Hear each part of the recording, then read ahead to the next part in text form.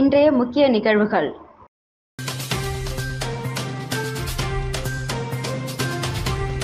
எஸ்பியை மிரட்டி 1 கோடி கேட்டு தமிழக வாழ்வுரிமை கட்சி நிர்வாகி கைது. கட்சியின் மாநில அமைப்பாளருக்கு போலீசார் வலை.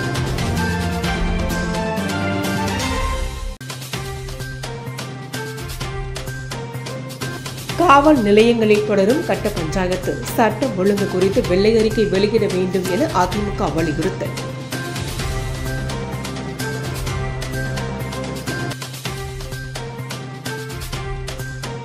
புதுச்சேரி அருகே 270 லிட்டர் எரிசாராயம் கடத்தல். 2 பேர் கைது. தமிழக போலீசார் அதிரடி.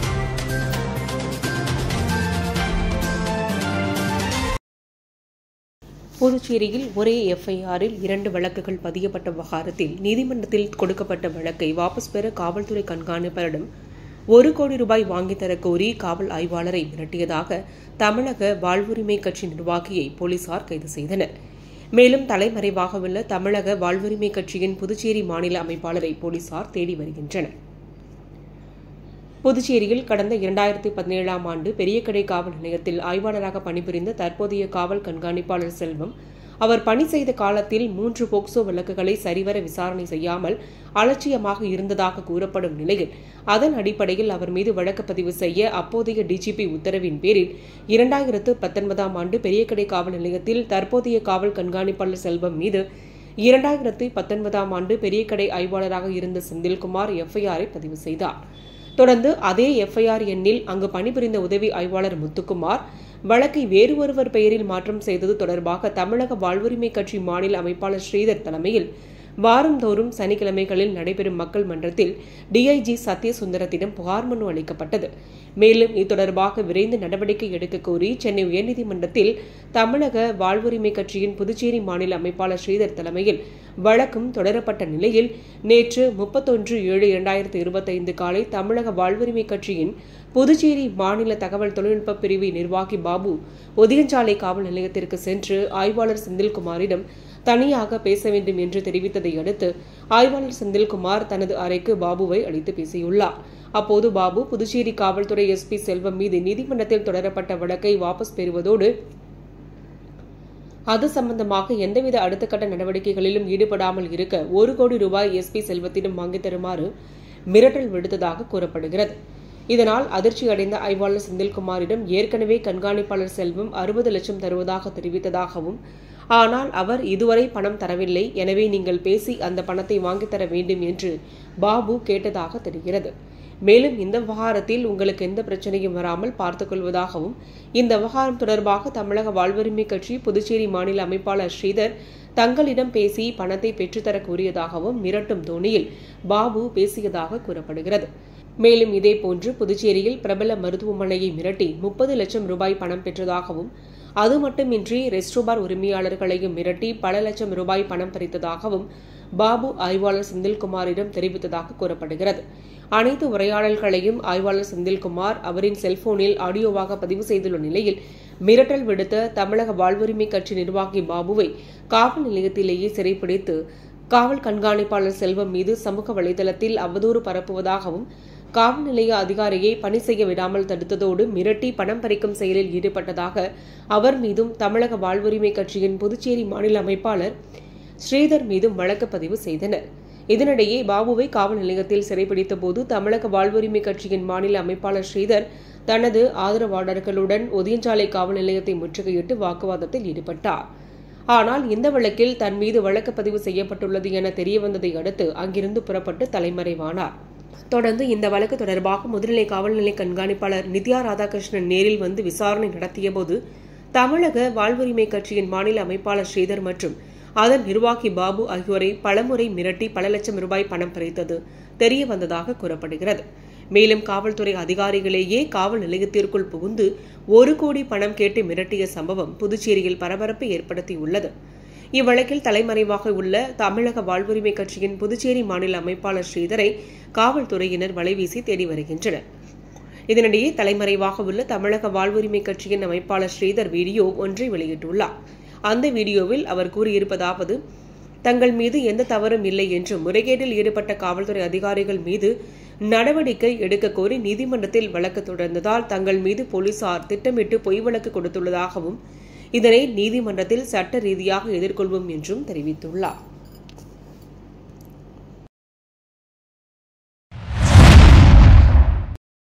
புதுச்சேரி அருகே 270 லிட்டர் எரிசாராயம் கடத்திய வழக்கில் 2 பேரை போலீசார் கைது செய்துள்ளனர். புதுச்சேரி முத்தியால்பேட்டை பகுதியைச் சேர்ந்தவர் கிருஷ்ணராஜ் கரையாம்புத்தூர் பகுதியில் அரசு அனுமதி பெற்று சாராயக்கடை நடத்தி வருகிறார். கடந்த 20ஆம் தேதி கிருஷ்ணாபுரம் மணமேடு பகுதியில் புதிய சாராயக்கடை ஏலம் எடுத்தார். இந்நிலையில் கிருஷ்ணாபுரம் மணமேட்டில் உள்ள சாராயக்கடையில் போதுமான வசதி இல்லாத நிலையில் அங்கிருந்து 180 மில்லி கொள்ளளவு கொண்ட 1500 பாக்கெட்டுகள் கொண்ட 270 லிட்டர் எரி சாராயத்தை ஒரு எலக்ட்ரிக்கல் ட்ரை சைக்கிளில் வைத்து கரையாம்புத்தூர் சாராயக்கடைக்கு அரசு அனுமதியின்றி 5 பேர் கடத்தி சென்றனர். அவர்கள் தமிழக பகுதியான பேரிச்சம்பாக்கம் மலட்டாறு அருகே சென்றபோது மத்திய நுண்ணறிவு குற்றப்பிரிவு போலீசார் அவர்களை கைது செய்ய முயன்றனர். அதில் 3 பேர் தப்பியோடி தலைமறைவாகிவிட்டனர். மணமேட்டைச் சேர்ந்த சக்கரவர்த்தி மகன் சாரதி வயது 19, அதே பகுதியைச் சேர்ந்த பரந்தாமன் மகன் பாலச்சந்தர் ஆகிய இருவரையும் கைது செய்து 270 லிட்டர் எரிசாராய பாக்கெட்டுகள் மற்றும் கடத்தலுக்கு பயன்படுத்திய வாகனத்தை பறிமுதல் செய்து கண்டமங்கலம் போலீசில் ஒப்படைத்தனர். இதுகுறித்து கண்டமங்கலம் போலீசார் வழக்கு பதிவு செய்து இருவரையும் விழுப்புரம் நீதிமன்றத்தில் ஆஜர்படுத்தி சிறையில் அடைத்தனர். மேலும் தப்பியோடிய சாராயக்கடை உரிமையாளர் கிருஷ்ணராஜ், கரையாம்புத்தூர் நாகப்பன் மகன் அமிர்தராஜ், அரும்பார்த்தபுரத்தைச் சேர்ந்த பரந்தாமன் மகன் ஆனந்த் ஆகிய 3 பேரையும் தேடி வருகின்றனர்.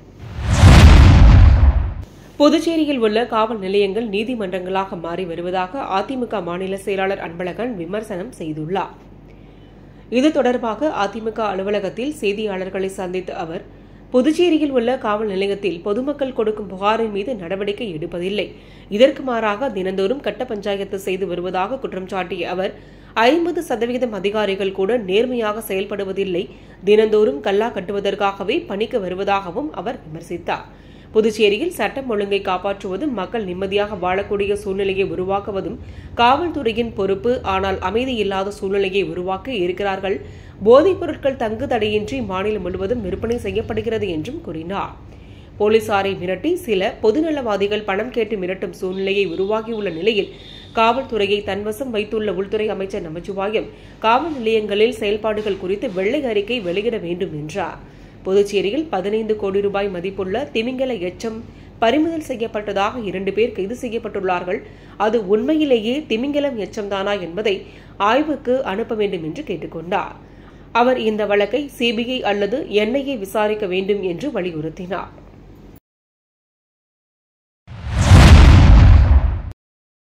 புதுச்சேரி சாலை போக்குவரத்து கழகத்தில் பணியாற்றும் ஒப்பந்த ஊழியர்களை பணி நிரந்தரம் செய்ய கோரியும் நிரந்தர ஊழியர்களுக்கு 7வது ஊதியக்குழுவின் பரிந்துரையை அமல்படுத்த வலியுறுத்தி ஊழியர்கள் கண்டன ஆர்ப்பாட்டத்தில் ஈடுபட்டுள்ளனர்.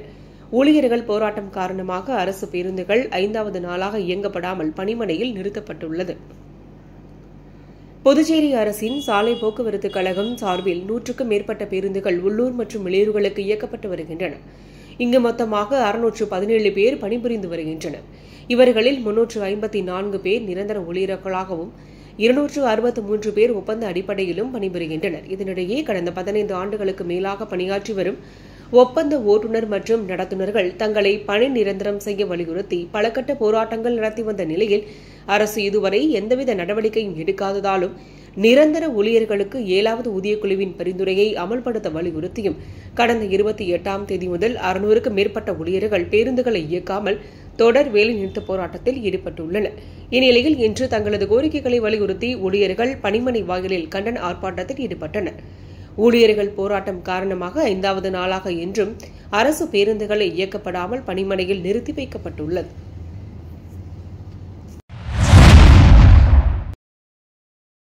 புதுவை மாநிலம் அகில இந்திய என்ஆர் காங்கிரஸ் சிறுபான்மை மாநில தலைவராக சுல்தான்பேட்டை சேர்ந்த இக்பால் பாஷா நியமனம் செய்யப்பட்டுள்ளார். இதனையடுத்து அவர் முதலமைச்சரும் அகில இந்திய என்ஆர் காங்கிரஸ் தலைவருமான ரங்கசாமியை நேரில் சந்தித்து வாழ்த்து பெற்றார். உடன் வில்லியனூர் தொகுதி தலைவர் செந்தில் மற்றும் தொகுதி நிர்வாகிகள் மற்றும் சுல்தான்பேட்டை ஜமாத் கட்சி நிர்வாகிகள் மற்றும் பலர் உடன் இருந்தனர்.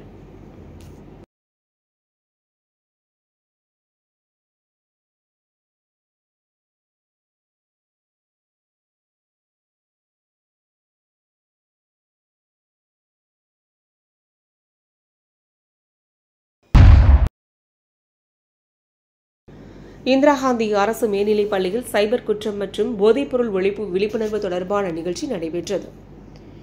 இந்திரா காந்தி அரசு மேல்நிலைப் பள்ளியில் சைபர் குற்றம் மற்றும் போதைப்பொருள் ஒழிப்பு தொடர்பான விழிப்புணர்வு நிகழ்ச்சி மற்றும் 112 எண் குறித்த விழிப்புணர்வு நிகழ்ச்சி நடைபெற்றது. இவ்விழிப்புணர்வு நிகழ்ச்சியில் புதுச்சேரி காவல் கண்காட்டுப்பாட்டு அறை உதவி ஆய்வாளர் கொண்ட பாலாஜி சைபர் கிரைம் குற்றம் குறித்தும் போதைப்பொருள் ஒழிப்பு குறித்தும் மாணவர்களுக்கு விழிப்புணர்வை ஏற்படுத்தி அவர்களுடன் கலந்துரையாடினார். இந்நிகழ்ச்சியில் கட்டணமில்லா எண்கள் 112 1930 1073 1031 குறித்த விழிப்புணர்வு மாணவர்களுக்கு கொடுக்கப்பட்டது. இவ்விழிப்புணர்வு நிகழ்ச்சியில் முருகேசன் SGSI, சபாபதி SGSI மற்றும் காவல்துறை நண்பர்களும், இந்திரா காந்தி அரசு மேல்நிலைப் பள்ளியின் துணை முதல்வர் சந்திரன், பள்ளியின் பொறுப்பாசிரியர் மணிமொழி, நாட்டு நலப்பணித்திட்ட அலுவலர்கள் லட்சுமி நாராயணன், அன்பரசி மற்றும் விரிவுரையாளர் மதிவாணன் மற்றும் மாணவ செல்வங்கள் உடன் இருந்தனர்.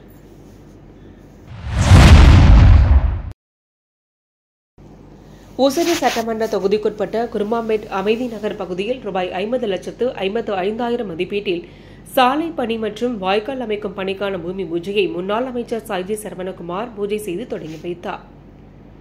புதுச்சேரி மாநிலம் உழவர்கரை நகராட்சி ஊசுடு சட்டமன்ற தொகுதியில் தொகுதி சட்டமன்ற உறுப்பினர் மேம்பாட்டு நிதியிலிருந்து ரூபாய் 50,55,000 மதிப்பீட்டில் சாலை மற்றும் வாய்க்கால் அமைக்கும் பணிக்கான பூமி பூஜை நடைபெற்றது. இதில் குருமாம்பேட் அமைதி நகர் பகுதிக்கு வாய்க்கால் அமைக்கும் பணிக்கான பூமி பூஜையை 25,60,000 ரூபாய் மதிப்பீட்டிலும், குருமாம்பேட் அமைதி நகர் பகுதிக்கு சாலை அமைத்தல் பணிக்கான பூமி பூஜை ரூபாய் 24,95,000 ரூபாய் மதிப்பீட்டிலும் பூமி பூஜை விழா முன்னாள் அமைச்சர் சாய்ஜி சரவணகுமார் MLA தலைமையில் நடைபெற்றது. இவ்விழாவில் நகராட்சி ஆணையர் சுரேஷ் ராஜ், செயற்பொறியாளர் மலைவாசன், உதவி பொறியாளர் கலிவரதன், இளநிலை பொறியாளர் முத்தையன், தொகுதி ஒருங்கிணைப்பாளர் சாய்த்திய தியாகராஜன், சாலை மற்றும் குடிநீர் பொறுப்பாளர் கருணாகரன், கட்சி நிர்வாகிகள் மணி, சரண், ஜெய்சங்கர் மற்றும் ஊர் பொதுமக்கள் ஏராளமானோர் கலந்து கொண்டனர்.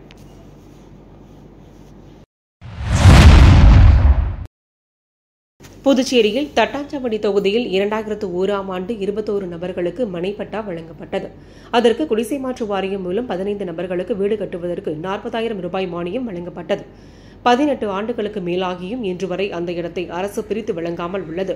இதனால் அதிமுக சார்பாக தொகுதிச் செயலாளர் கமல்தாஸ் தலைமையில் நில அளவை பதிவேற்றுத்துறை இயக்குநர் சக்திவேல் அவர்களிடம் அரசு வழங்கிய இலவசமாக பட்டாவை பயனளிக்க இடத்தை பிரித்து வழங்க வலியுறுத்தி மனு வழங்கப்பட்டது. உடன் மாநில கழக அண்ணா தொழிற்சங்க இணைச் செயலாளர் ராஜேந்திரன், தொகுதி கழக தலைவர் சிவா, தொகுதி இணைச் செயலாளர் ராதா, நாராயணசாமி, நகர துணைச் செயலாளர் இளையராஜா, சுப்பையா நகர் சக்திவேல், வார்டு செயலாளர் செந்தில்குமார், கங்காதுரை, முத்துராஜா மற்றும் ஊர் பொதுமக்கள் உடன் இருந்தனர். ஊசுடு தொகுதி கரசூர் பகுதியில் புதியதாக அமைக்கப்பட்ட அங்கன்வாடி மைய கட்டிடத்தை முன்னாள் அமைச்சர் சாய்ஜி சரவணகுமார் MLA திறந்து வைத்தார். புதுச்சேரி மாநிலம் ஊசுடு சட்டமன்ற தொகுதிக்குட்பட்ட கரசூர் பகுதியில் ரூபாய் 20 லட்சம் ரூபாய் மதிப்பீட்டில் புதியதாக அமைக்கப்பட்ட அங்கன்வாடி மைய கட்டிட திறப்பு விழா நடைபெற்றது. இதில் முன்னாள் அமைச்சர் சாய்ஜி சரவணகுமார் கலந்து கொண்டு விழாவிற்கு தலைமை தாங்கி புதியதாக அமைக்கப்பட்ட அங்கன்வாடி கட்டிடத்தை ரிப்பன் வெட்டி குத்து விளக்கு ஏற்றி முன்னாள் அமைச்சர் சாய்ஜி சரவணகுமார் MLA திறந்து வைத்தார். இந்நிகழ்ச்சியில் வெளியனூர் கொம்யூன் பஞ்சாயத்து ஆணையர் ரமேஷ், உதவி பொறியாளர் ஹெலன் ஷர்மிளா, இளநிலை பொறியாளர் பிரதீப்குமார் மற்றும் தொகுதி ஒருங்கிணைப்பாளர் சாய் தியாகராஜன், ஊர் முக்கியஸ்தர்கள் ராமலிங்கம் நாயுடு, புருஷோத்தமன், குப்பன், சிலம்பரசன், மணவாளன், கவிதா, சாலை மற்றும் குடிநீர் பொறுப்பாளர் கருணாகரன் மற்றும் ஊர் முக்கிய பிரமுகர்கள் பலர் விழாவில் கலந்து கொண்டு சிறப்பித்தனர்.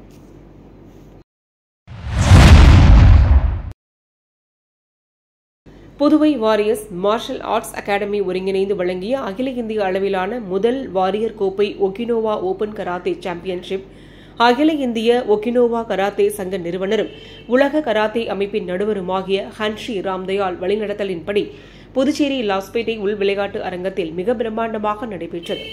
இப்போட்டியில் புதுச்சேரி, தமிழ்நாடு, கேரளா, ஆனந்தகரா, கர்நாடகா என பல மாநிலங்களிலிருந்து 700க்கும் மேற்பட்ட மாணவ மாணவிகள் கலந்து கொண்டனர். போட்டியில் சிறப்பு விருந்தினர்களாக லாஸ்பேட்டை சட்டமன்ற உறுப்பினர் வைத்தியநாதன், இணையவழி குற்றப்பிரிவு SP பாஸ்கர், புதுச்சேரி விளையாட்டு ஆணைய துணை இயக்குநர் வைத்தியநாதன் மற்றும் புதுச்சேரியில் அங்கீகரிக்கப்பட்ட ஒரே மாநில கராத்தே சங்கமாகிய UK-AP கராத்தே சங்கத்தின் தலைவர் கியோஷி திருநாவுக்கரசு ஆகியோர் கலந்து கொண்டு குத்து விளக்கேற்றி துவங்கி வைத்தனர். முதலில் பரதம், தற்காப்பு கலை, சாகசமென கலை நிகழ்ச்சிகளுடன் ஆரம்பித்து பின்னர் கத்தா, குமித்தே என 2 பிரிவுகளில் விளையாடி வெற்றி பெற்ற குழந்தைகளுக்கு கலாம் அறக்கட்டளை நிறுவனர் ஆம்புலன்ஸ் மணி, எடுக்கான் அறக்கட்டளை நிறுவனர் சுபா வைஷ்ணவி மற்றும் புதுச்சேரி யூஸ்டு கார்ஸ் டீலர்ஸ் மற்றும் மீடியேட்டர் வெல்ஃபேர் அசோசியேஷன் பொதுச் செயலாளர் திருநாவுக்கரசு ஆகியோர் வெற்றி கோப்பைகளை வழங்கினர். போட்டிக்கு வந்திருந்த மாணவர்கள், பயிற்சியாளர்கள், பெற்றோர்கள் என அனைவருக்கும் சுகாதாரமான முறையில் மதிய உணவு அளிக்கப்பட்டது. உணவு இடைவேளைக்கு பிறகு நடைபெற்ற குமித்தே என்னும் சண்டை பிரிவில் குழந்தைகளின் பாதுகாப்பை கருதி புதுவை லட்சுமி நாராயணா மருத்துவமனையிலிருந்து ஆம்புலன்ஸ் மற்றும் மருத்துவர்கள், செவிலியர்கள், முதலுதவி அணி என நிறுவப்பட்டிருந்தனர். போட்டியில் சிறப்பு அம்சமாக 18 வயதிற்கு மேற்பட்ட தேசிய அளவிலான திறன் வாய்ந்த மாணவர்களுக்கு அவர்களை ஊக்குவிக்கும் வகையில் இலவச நுழைவு கட்டணத்தில் போட்டி நடத்தி முதல் பரிசாக ரூபாய் 5,000, இரண்டாவது பரிசாக ரூபாய் 3,000 மற்றும் மூன்றாம் பரிசுகளாக ரூபாய் 2,000 கோப்பையுடன் வழங்கப்பட்டது. Puduvai warriors martial arts academy பொதுச் செயலாளர் டாக்டர் ராஜவர்மன், MBBS மற்றும் பொருளாளர் நரசிம்மன் போட்டிக்கு முன்னிலை வகித்தனர். போட்டிக்கான முழு ஏற்பாடுகளையும் புதுவை வாரியர்ஸ் மார்ஷல் அகாடமி நிறுவனரும் ஓகினோவா கராத்தே சங்க புதுவை மாநில பிரதிநிதியுமான ஷிகின் ராஜசேகர் சிறப்பாக செய்திருந்தார்.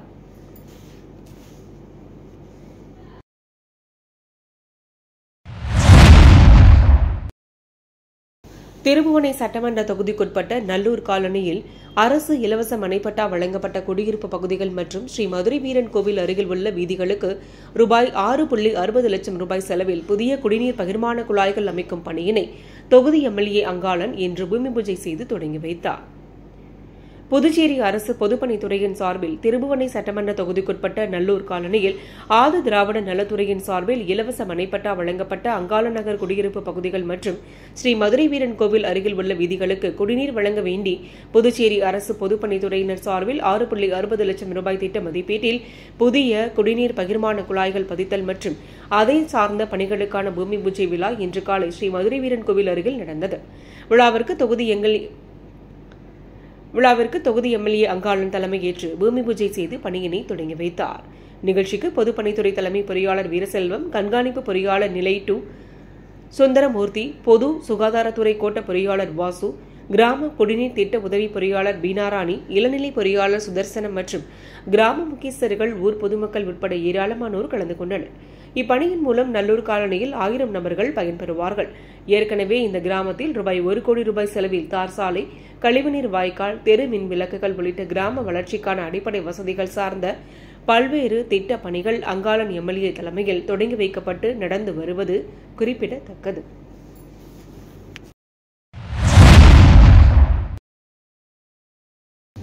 என்ஆர் காங்கிரஸ் பிரமுகர் சுகுமார் பிறந்தநாள் விழா முதல்வர் ரங்கசாமியை நேரில் சந்தித்து வாழ்த்து பெற்றார். என்ஆர் காங்கிரஸ் பிரமுகர் சுகு என்கிற சுகுமார் பிறந்தநாளை முன்னிட்டு என்ஆர் காங்கிரஸ் தலைவரும் புதுச்சேரி முதல்வருமான ரங்கசாமியிடம் நேரில் சந்தித்து பொன்னாடை மற்றும் ஆளுயர மாலை அணிவித்து பழக்கூடை, பூக்கூடை, உலர்பழங்கள் ஆகியவற்றை வழங்கி வாழ்த்து பெற்று தனது குடும்பத்தினருடன் ஆசி பெற்றார். முன்னதாக என்ஆர் காங்கிரஸ் மாநில செயலாளர் SS அழகு என்கிற அழகானந்தம் தலைமையில் அவரது நண்பர்கள் பாலு, அருண்ராஜ், மனோஜ், அரசன், பிரபாகரன், விக்னேஷ், குட்டி சதீஷ், வெற்றிவேலா குரூப்ஸ் மற்றும் நண்பர்கள் பாலாஜி, ஆரோ, பிரத்யூ, யஷ்வந்த் ஆகியோர் வாழ்த்து தெரிவித்தனர்.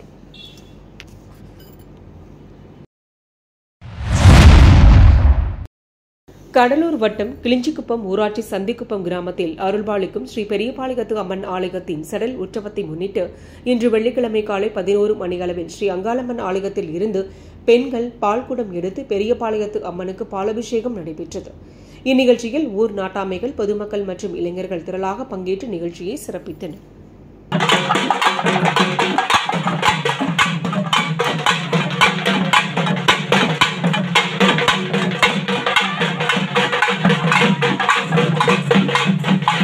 மீண்டும் இன்றைய முக்கிய நிகழ்வுகள்.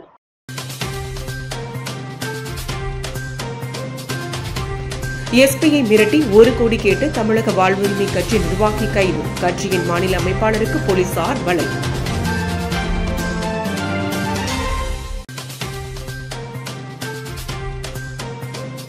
காவல் நிலையங்களில் தொடரும் கட்ட பஞ்சாயத்து. சட்டம் ஒழுங்கு குறித்து வெள்ளை அறிக்கை வெளியிட வேண்டும் என அதிமுக வலியுறுத்தல்.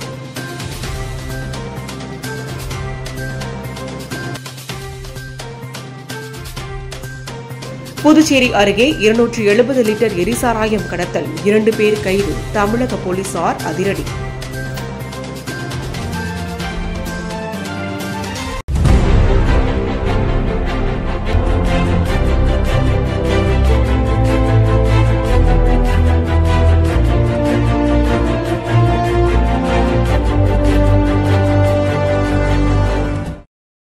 செய்திகளை உடனுக்குடன் தெரிந்து கொள்ள மெட்ரோ யூடியூப் சேனலை சப்ஸ்கிரைப் செய்யவும்.